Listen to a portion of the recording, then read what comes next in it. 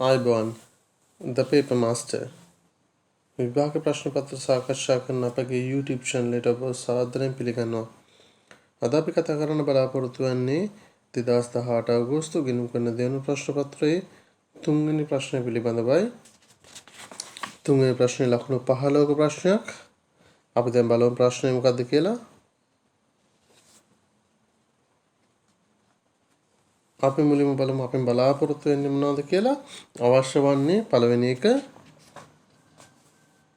1 සිට 12 දක්වා ගනුදෙනු වල බලපෑම වගේ අන්ත සහිතව ගිණුම් කරන සමීකරණය භාවිතා කරමින් පෙන්눔 කර එක් අග ඉදිරියේ එය වැඩි වේ නම් ධන ලකුණද අඩු වේ නම් ඍණ ලකුණද යන්න සඳහන් කරන්න.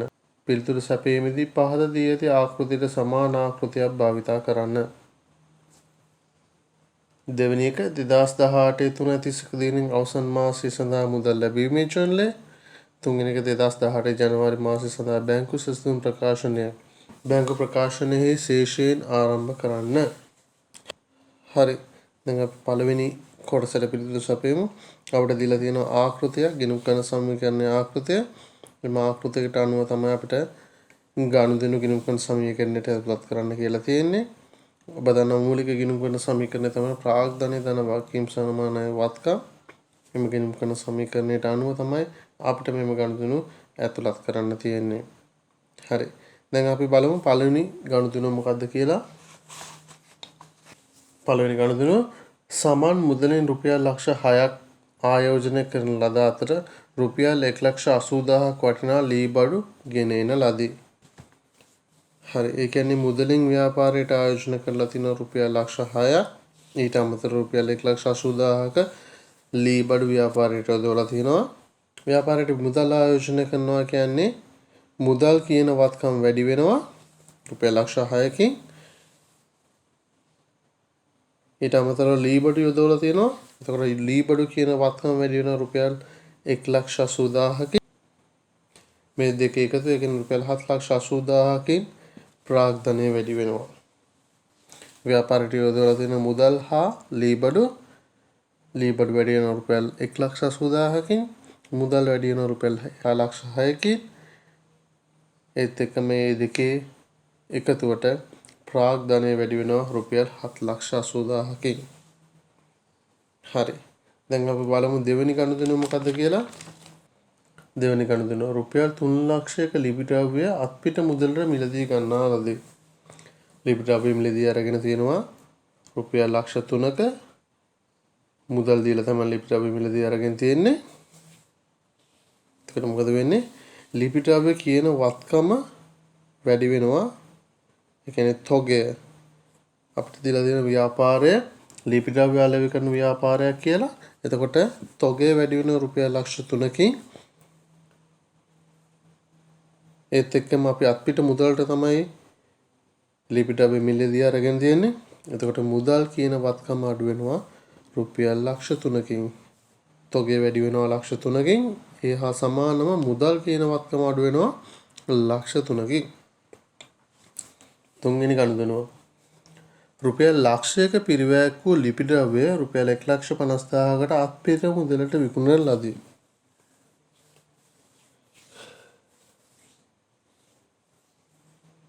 ලිපි ද්‍රව්‍ය විකුණලා තියෙනවා. එතකොට මොකද වෙන්නේ? ලිපි ද්‍රව්‍ය වල පිරිවැය තමයි රුපියල් ලක්ෂය කියන්නේ. එතකොට ලිපි ද්‍රව්‍ය විකුණුවහම භාණ්ඩ තොගය අඩු වෙනවා රුපියල් ලක්ෂයකින්. මොකද අපි විකුණලා තියෙනවා. එතකොට තොගය අඩු වෙන ලක්ෂයකින් අපි කීයකටද විකුණලා තියෙන රුපියල් 1,50,000කට. ඒ කියන්නේ අපිට ව්‍යාපාරයට මුදල් ගලා එනවා රුපියල් 1,50,000.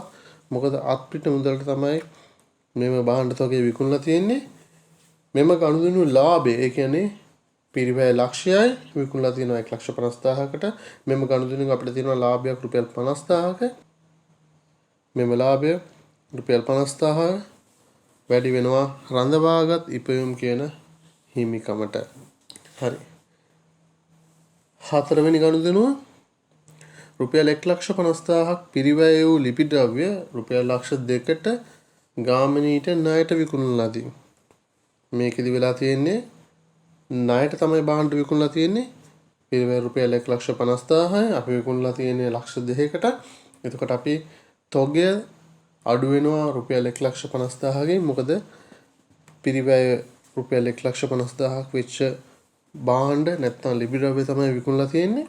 හැබැයි විකුණලා තියෙන්නේ ණයට. එතකොට මුදල් ව්‍යාපාරයට හම්බ වෙන්නේ නැහැ. ඒ කියන්නේ ලැබිය යුතු දෑ කියන වත්කම් වැඩි වෙනවා රුපියල් ලක්ෂ 2කින්. මොකද අපි රුපියල් ලක්ෂ 2කට තමයි භාණ්ඩ විකුණලා තියෙන්නේ. එතකොට මේ ගනුදෙනුවේ ලාභයක් තියෙනවා අපිට රුපියල් 50,000ක. එම ලාභය නිසා රඳවාගත් ඉපයීම වැඩි වෙනවා 50,000කින්. එතකොට භාණ්ඩ තොගය 1,50,000කින් අඩු වෙනවා. මොකද පිරිවැය 1,50,000යි.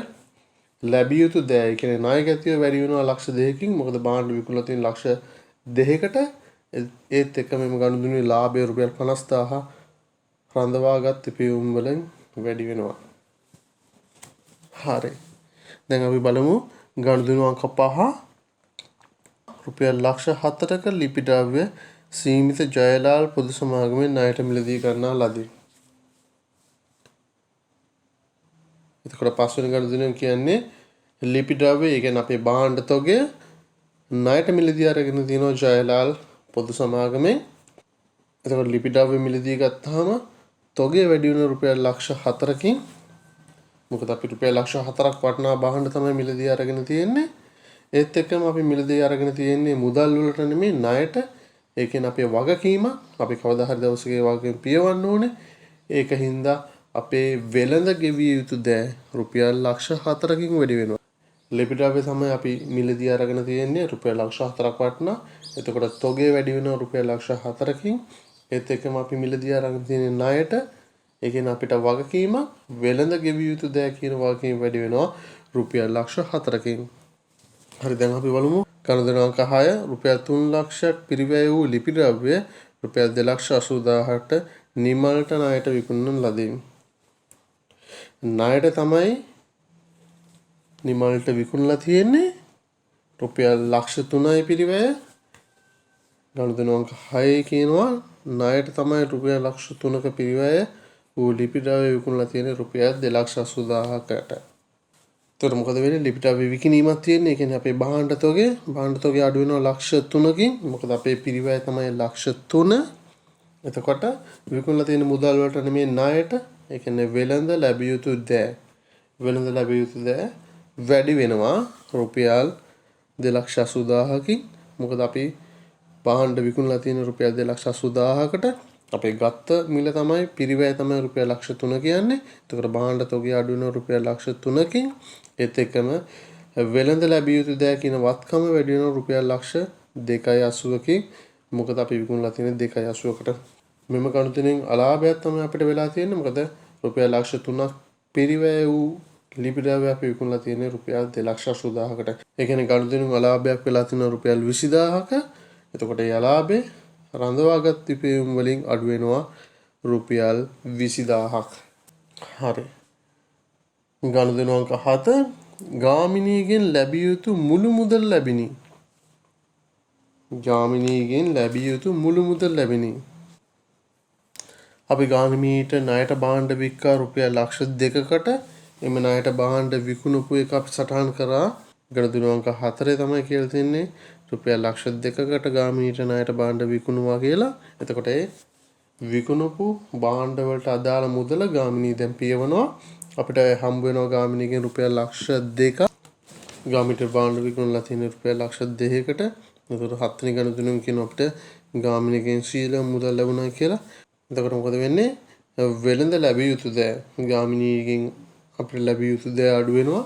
මොකද ගාමිණී මුදල් ගෙවනවා. ලක්ෂ 2ක් අඩු වෙනවා වෙළඳ ලැබිය යුතු දෑ වලින්. මුදල් කියන වත්කම වැඩි වෙනවා රුපියල් ලක්ෂ 2කින්. හරි, අපි දැන් බලමු 8 වෙනි ගනුදෙනුව. ගනුදෙනු අංක 8 කියන්නේ රුපියල් 1,50,000ක් පිරිවැය වූ ලිපි ද්‍රව්‍ය රුපියල් 1,20,000ක අත්පිට මුදලට විකුණන ලදී. ලිපි ද්‍රව්‍ය වල පිරිවැය රුපියල් 1,50,000යි. ඒ කියන්නේ ලිපි ද්‍රව්‍ය අඩු වෙනවා රුපියල් 1,50,000කින්. අපේ භාණ්ඩ තොගය අඩු වෙනවා රුපියල් 1,50,000කින්. මොකද අපි විකුණලා තියෙනවා. හැබැයි විකුණලා තියෙන රුපියල් 1,20,000කට අත්පිට මුදල්. ඒ කියන්නේ අපිට රුපියල් 1,20,000ක් තමයි හම්බ වෙන්නේ. මුදල් කියන වත්කම වැඩි වෙන රුපියල් 1,20,000කින්. එතකොට මේම ගනුදෙනුවෙන් අපිට අලාභයක් තමයි වෙලා තියෙන රුපියල් 30,000ක්. මොකද රුපියල් 1,50,000ක් පිරිවැය වෙච්ච භාණ්ඩ තමයි අපි විකුණලා තියෙන්නේ 1,20,000කට. එතකොට අපිට අලාභයක් තමයි මේම ගනුදෙනුවෙන් වෙලා තියෙන්නේ. එතකොට ඒ අලාභය රඳවාගත් ඉපයුම් වලින් අඩු වෙනවා රුපියල් 30,000ක්. 9 වෙනි ගනුදෙනුව කියන්නේ සමන්ට රුපියල් 50,000කුත් සහායකට රුපියල් 25,000කුත් විදියට වැටුප් ගෙවුවයි කියලා. එතකොට අපිට රුපියල් 75,000ක් අපි ගෙවලා තියෙනවා. එතකොට අපේ මුදල් වලින් අඩු වෙන රුපියල් 75,000ක්. මොකද අපි මුදලින් තමයි වැටුප් ගෙවලා තියෙන්නේ. එතකොට රඳවාගත් ඉපයුම් වලින් අඩු වෙනවා රුපියල් 75,000ක්. ගනුදෙනු අංක 10 ගනුදෙනු අංක 10 කියන්නේ මාසයක කාර්යාලය වියදම 40,000ක් දරන ලද අතර එයින් රුපියල් 30,000ක් ගෙවන ලදී. ගනුදෙනු අංක 10 කියන්නේ අපිට මාසයකට අදාළව කාර්යාලය වියදම රුපියල් 40,000යි. හැබැයි අපි එකකින් ගෙවලා තියෙන්නේ රුපියල් 30,000යි. රුපියල් 40,000යි කාර්යාලය වියදම. එතකොට අපි මොකද කරන්නේ? මුදල් වලින් ගෙවලා තියෙනවා රුපියල් 30,000ක්. අපි අඩු කරන මුදල් වලින් රුපියල් 30,000ක්. හැබැයි අපි රුපියල් 40,000ක් තමයි ගෙවන්න ඕනේ. එතකොට අපි රුපියල් 30,000ක් ගෙවුවාම තව රුපියල් 10,000ක වගකීමක් තියෙනවා ගෙවන්න. ඒතර වගකීම් යටතේ වෙනත් ගෙවිය යුතු දෑ කියලා අපි 10,000ක් සටහන් කරනවා. අමතරව අපේ රඳවාගත් ඉපයුම් වලින් අඩු වෙනවා රුපියල් 40,000ක්. ඒතර කොහොමද ගනුදෙනු සටහන් කරන්නේ? 30,000ක් මුදලින් ගෙවුවා. මුදල් කියන වත්කම අඩු වෙනවා රුපියල් 30,000කින්. තව රුපියල් 10,000ක් අපිට ගෙවන්න තිබ්බා. මොකද මුළු වගකීම රුපියල් 40,000යි. 40,000න් අපි මුදලින් පියවුවේ රුපියල් 30,000යි. තව 10,000ක් ගෙවන්න තිබ්බා. ඒතකොට ඒ 10,000 වෙනත් ගෙවිය යුතු දෑ කියලා වගකීම වැඩි වෙනවා රුපියල් 10,000කින්. ඊට අමතරව රඳවාගත් ඉපයුම් රුපියල් 40,000කින් අඩු වෙනවා. ගනුදෙනු අංක 11න් කියන්නේ රුපියල් 10,000ක වට්ටමක් ලබා දීමෙන් පසු නිමල්ට ලැබිය යුතු මුදල් ලැබිනි. ගනුදෙනු අංක 11 කියනවා නිමල්ට රුපියල් 10,000ක වට්ටමක් දුන්නට පස්සේ නිමල්ගෙන් හම්බ වෙන්න ඕනේ මුදල් ලැබුණයි කියලා. ගනුදෙනු අංක 6 තමයි කියලා තියෙන්නේ නිමල්ට භාණ්ඩ විකුණනවා අපිට රුපියල් 2,80,000ක් එන්න ඕනේ කියලා. අපි භාණ්ඩ විකුණලා තියෙන ණයට නිමල්ට භාණ්ඩ විකුණුවාට පස්සේ නිමල්ට වට්ටමක් දෙනවා රුපියල් 10,000ක. එම වට්ටම ලබා ගැනීමෙන් පස්සෙ තමයි නිමල් අපිට මුදල් ගෙවලා තියෙන්නේ රුපියල් 2,70,000ක්. හරි, කොහොමද අපි මේක සටහන් කරන්නේ? නිමල්ගෙන් අපිට ලැබෙන්න තිබ්බ රුපියල් 2,80,000ක් ලැබිය යුතු දෑ යටතේ අපි අඩු කරනවා 2,80,000ක් නිමල්ගෙන් හම්බුන විදිහට.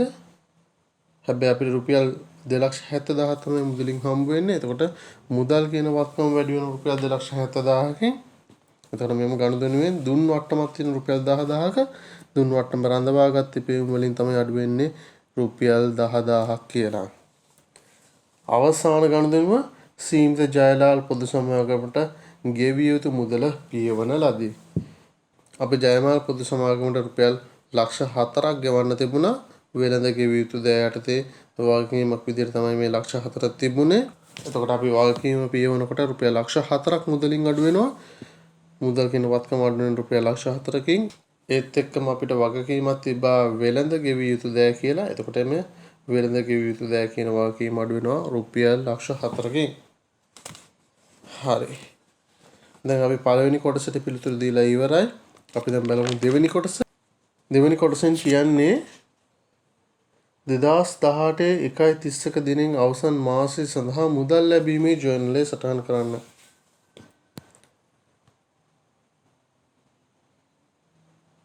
හරි. අපිට කියනවා මුදල් ලැබීමේ ජර්නලය සටහන් කරන්න කියලා. අපිට කියනවා මුදල් ලැබීමේ ජර්නලය පිළියෙල කරන්න කියලා. අපිට දීලා තියෙනවා ගනුදෙනු 12ක්. අපි බලමු මේ ගනුදෙනු වලින් මුදල් ලැබීමේ ජර්නලය සටහන් කරන්නේ මොන ගනුදෙනුද කියලා. පළවෙනි ගනුදෙනුව සමන් මුදලින් රුපියල් 6,00,000ක ආයෝජන කරන ලද අතර රුපියල් 1,80,000ක් වටිනා ලී බඩු ගෙනෙන ලදී.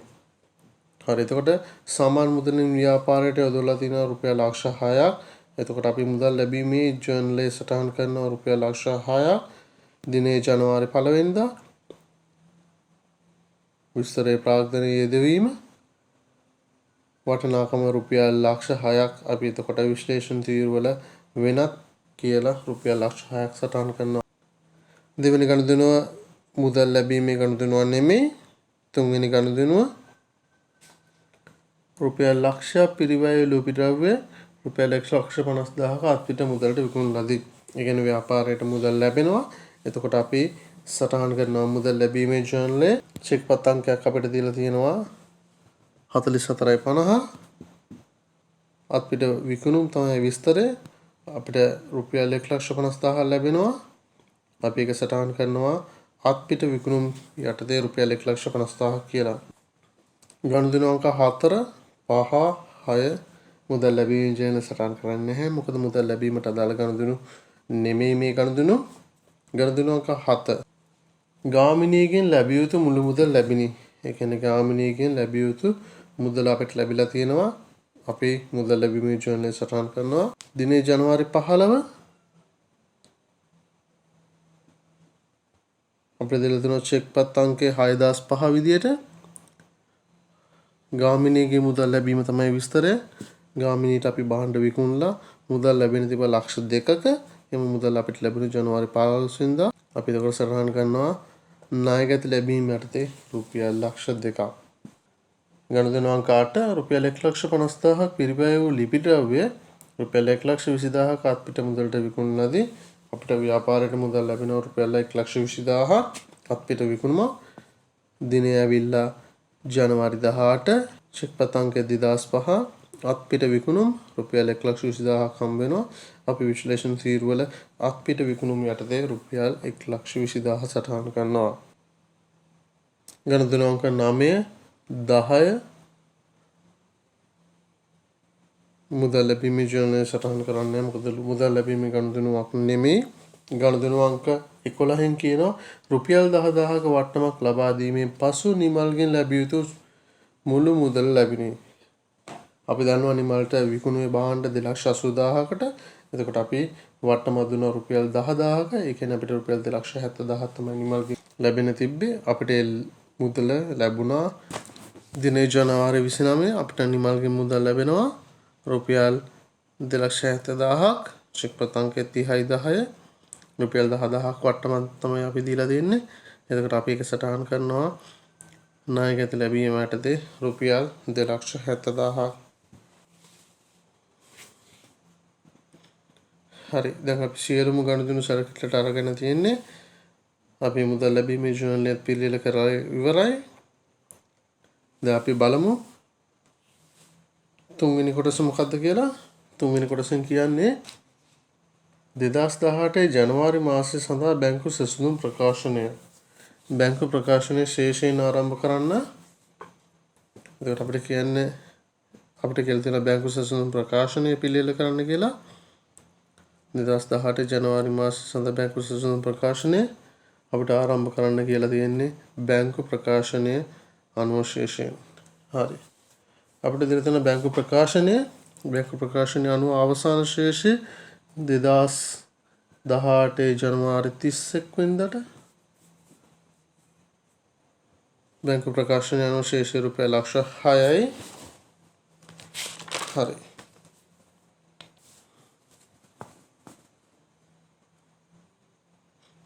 අපිට එතකොට ගණනය කරන්න තියෙන මුදල් පොත අනුව ශේෂය කීයද කියලා. අපි මුදල් ලැබීමේ ජර්නලය පිළියෙල කරා. අපි දැන් බලමු මුදල් ලැබීමේ ජර්නලයේ තියෙන සියල්ල බැංකුවේ තැන්පත් කරලාද කියලා.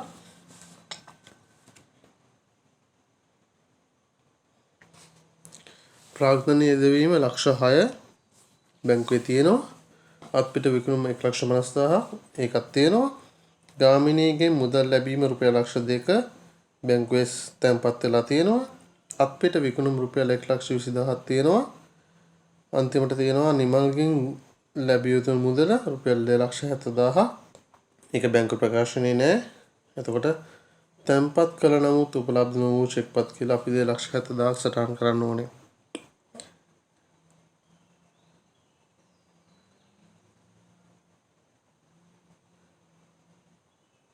දෙලක්ෂ 70,000ක් මුදල් පොතේ සටහන් කරලා තියෙන්නේ. හැබැයි බැංකු ප්‍රකාශනයේ නැහැ. ඒ කියන්නේ මුදල් පොතේ ශේෂය වැඩි. බැංකු ප්‍රකාශනයේ ශේෂය අඩුයි. 2,70,000 මුදල් පොතේ සටහන් කරලා තියෙන අපිට හම්බුණා විදියට ඒ කියන්නේ මුදල් පොතේ ශේෂය වැඩි හැබැයි බැංකුවට ඉදිරිපත් වෙලා නැහැ. ඒ කියන්නේ බැංකු ප්‍රකාශනයේ ශේෂය අඩුයි.